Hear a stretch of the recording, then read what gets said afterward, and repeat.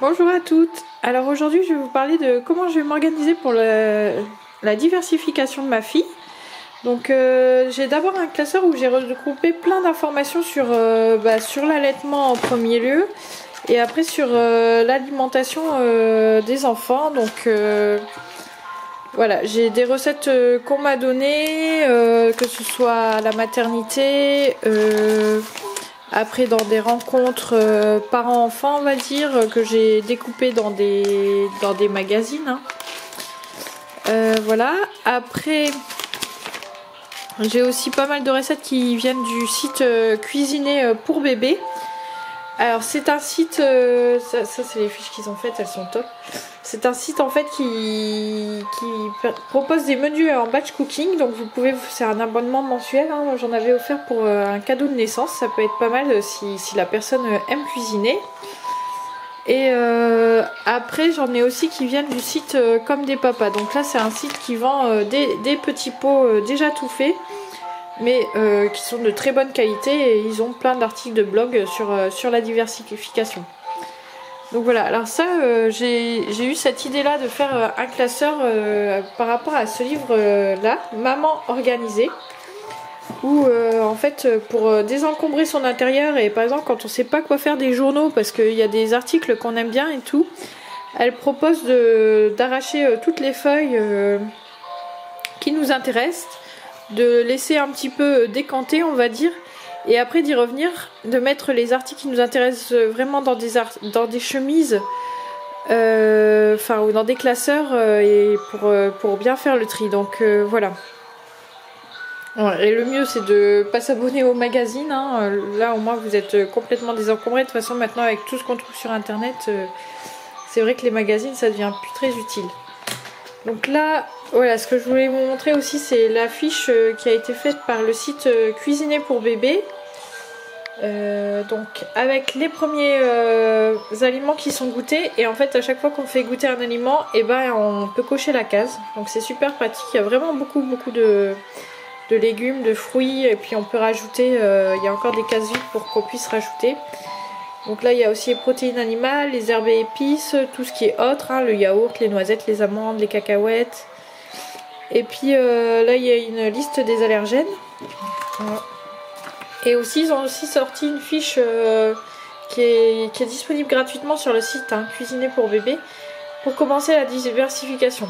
Donc là c'est vraiment top parce que ça je trouve qu'on n'en parle pas beaucoup, on nous vend les petits pots de 100 grammes tout de suite, mais au début voilà c'est quelques cuillères, hein. Là on voit le premier jour un premier légume seul avec 3 cuillères, 4 cuillères, bon c'est indicatif, hein. Je pense que s'ils mangent pas ça c'est pas grave, hein. Et puis après là on va commencer un peu plus tard les mélanges au jour 12 je pense, ou jour 11. Et après la 3e semaine, comment on introduit les fruits, et puis les fruits en mélange. Enfin voilà, c'est vraiment une fiche qui est bien faite. Et puis surtout ce livre là, pareil, qui est très bien expliqué, de Audrey Zucchi et Dr Jérémy Lafrère, dont je vous reparlerai un peu plus tard.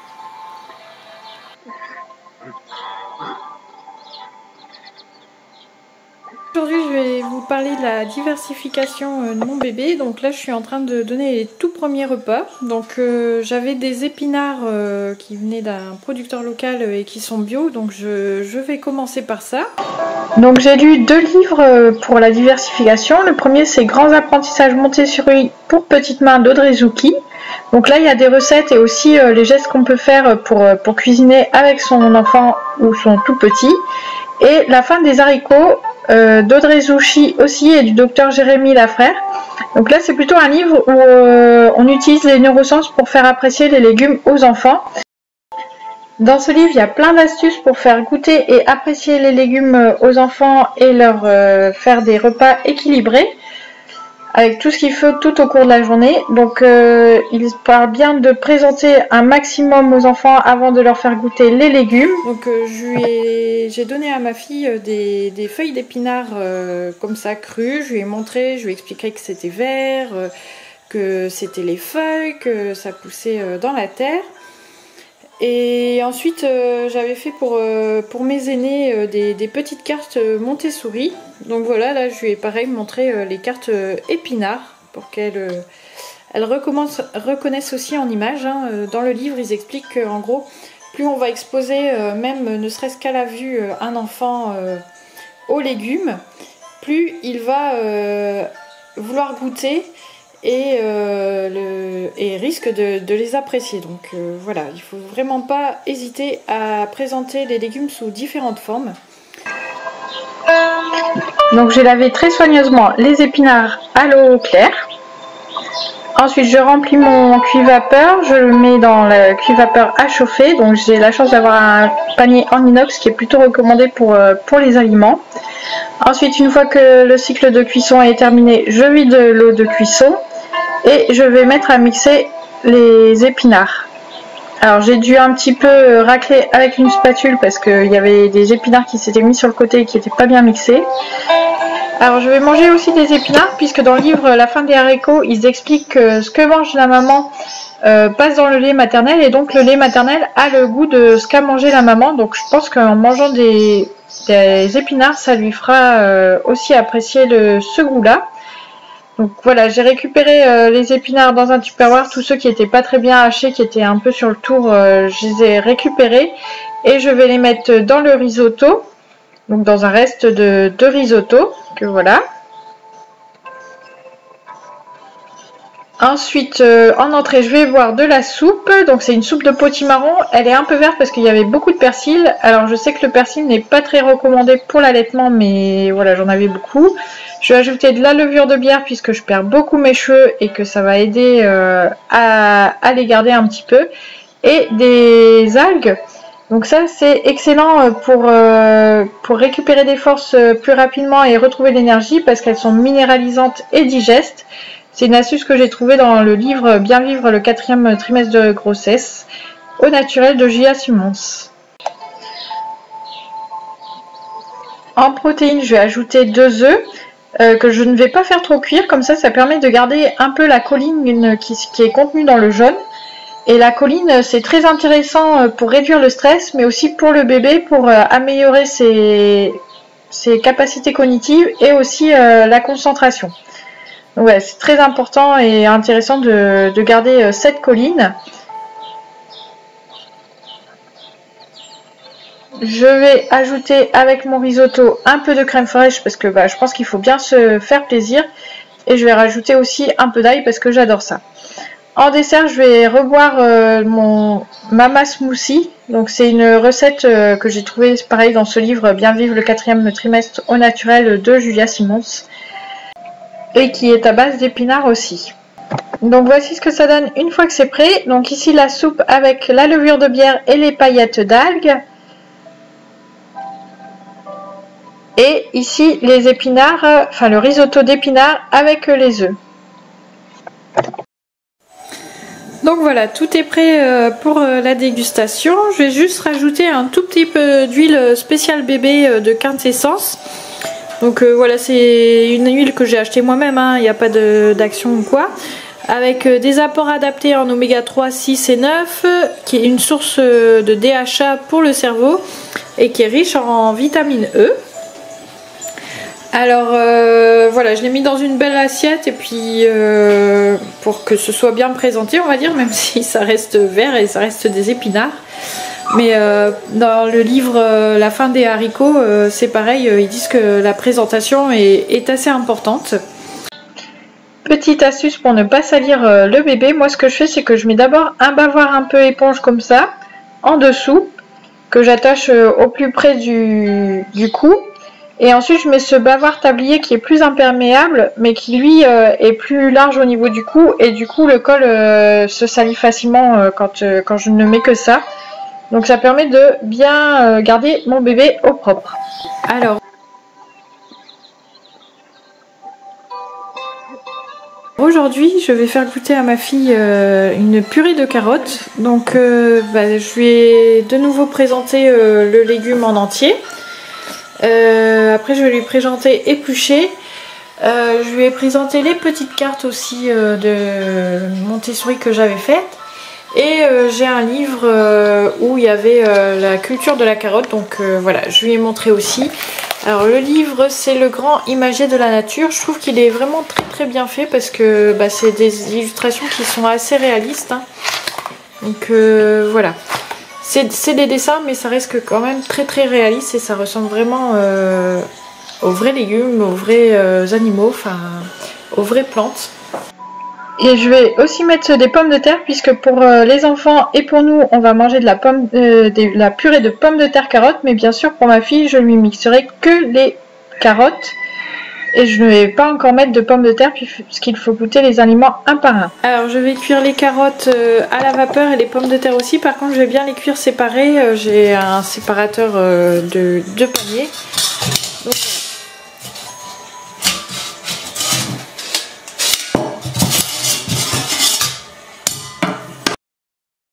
je commence par éplucher les légumes, donc je mets les épluchures directement dans le compost et les légumes épluchés directement dans ma passoire, comme ça j'aurai plus qu'à les laver par la suite.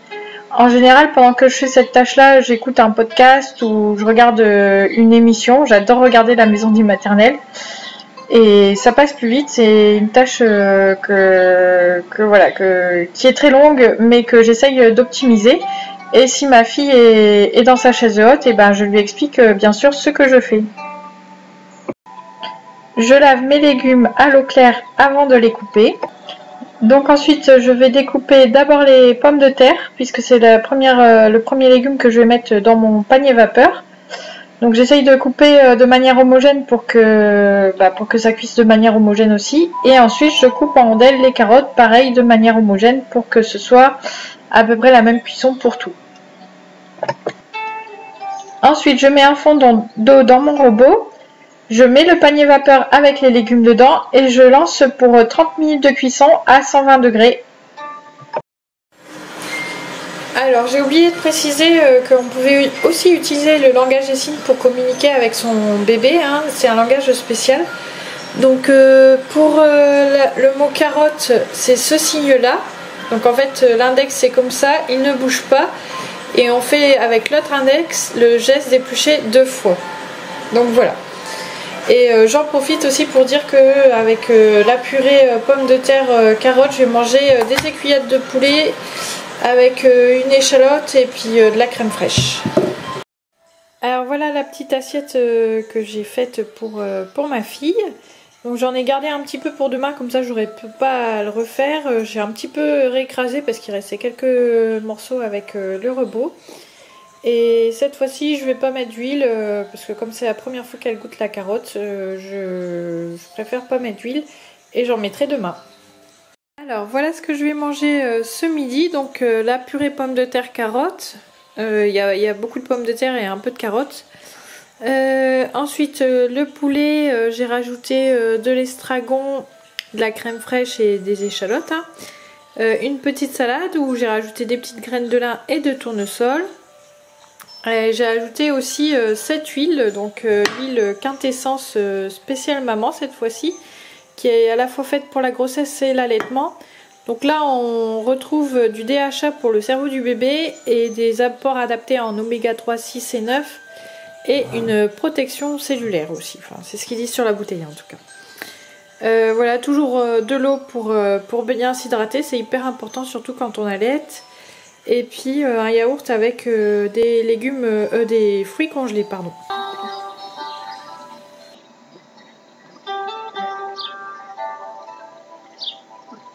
Alors aujourd'hui je vais proposer de la purée de potiron à ma fille. Donc je l'ai fait cuite à la vapeur, je ne l'ai même pas épluchée. Et je vais juste la faire chauffer quelques morceaux au bain-marie et les écraser. Comme d'habitude je lui ai présenté dans le livre et puis ma petite carte Montessori et puis en vrai le légume pour qu'elle sache ce qu'elle mange. Et comme j'en aurai trop pour ma fille et pour pas gaspiller, je vais faire un cake salé. Alors c'est une recette que j'ai trouvée dans le livre Maman organisée de Emmanuel Hamet. C'est vraiment un livre qui est super bien fait et qui va assez vite à lire, qui donne plein d'astuces pour mieux s'organiser quand on devient maman. Donc voilà, c'est la recette du cake salé, donc c'est une base et après on adapte avec ce qu'on a. Donc là je trouvais que ces potimarrons au lardon c'était parfait. Je vais peut-être mettre un peu de fromage aussi. Alors voilà, j'ai fini. Bon, dans le livre ils disent qu'il faut 10 minutes, j'ai plutôt mis un quart d'heure parce que entre temps je suis allée lancer une lessive, j'ai pris mon bébé en écharpe de portage.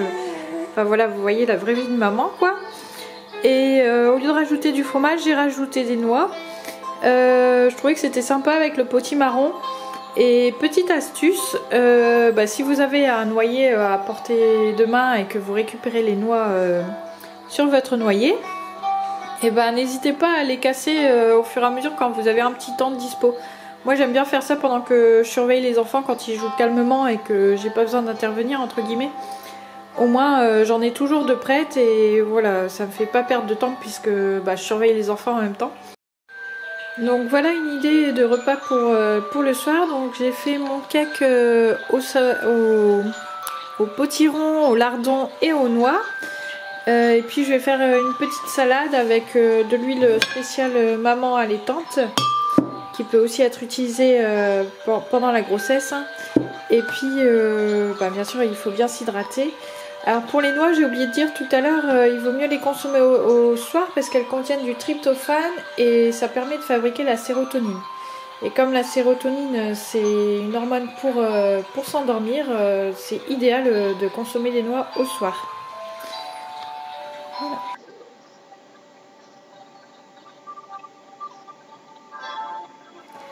Alors le quatrième légume que je vais faire découvrir, c'est le panais. Donc j'avais pas les images de Montessori, il n'était pas non plus dans mon grand imagier de la nature, donc je l'ai juste montré le légume et puis voilà, je l'ai coupé en rondelles, cuit à la vapeur et écrasé en petites purées.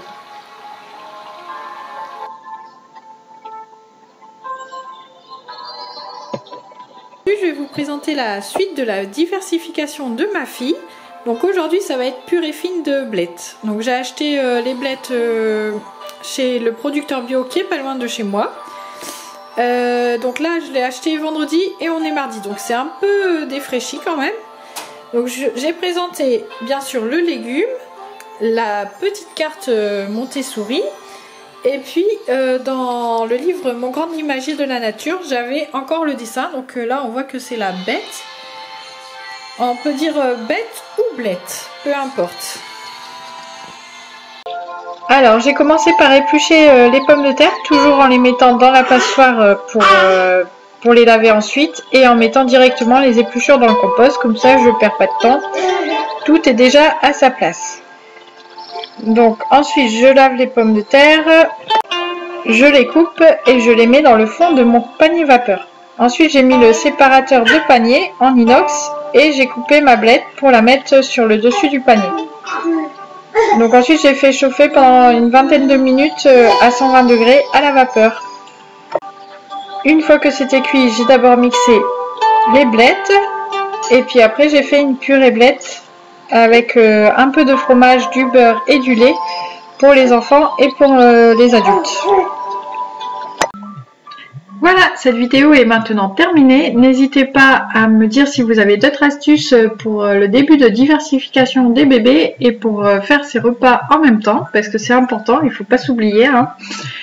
Et n'hésitez pas à partager la vidéo si elle vous a plu et à me laisser des commentaires. Merci!